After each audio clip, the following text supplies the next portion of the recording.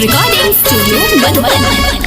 उगी उगी उगी सूरज देवा पिपारा के घाटे उगी।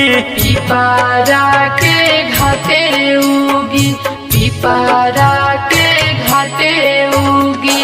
उगी उगी उगी सूरज देवा पिपारा के घाटे उगी। बोला बोला छठी मैया की।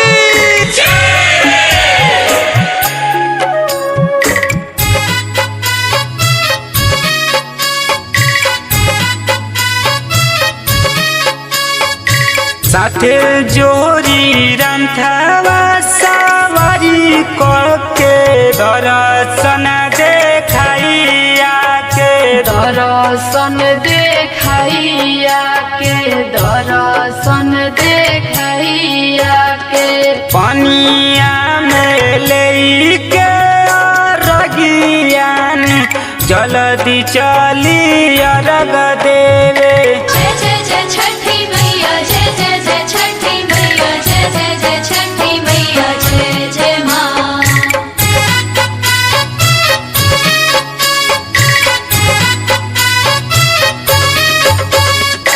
बीतल जाता अरग के बेरियान जल्दी चली अरग देवे। जल्दी चली अर्घ देवे, जल्दी चली अर्घ देवे। पनिया में लेके रगियान जल्दी चली मोरा घाटे। बोला बोला छठी मैया की।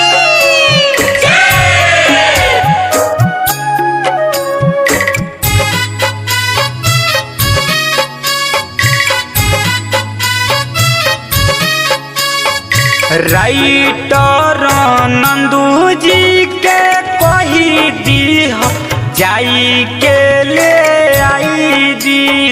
केरा बाजार से जाके, सेउआ बाजार से जाके।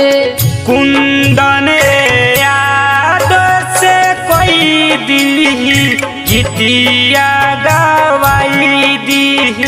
गीतिया गवाई दी, गीतिया गवाई दी।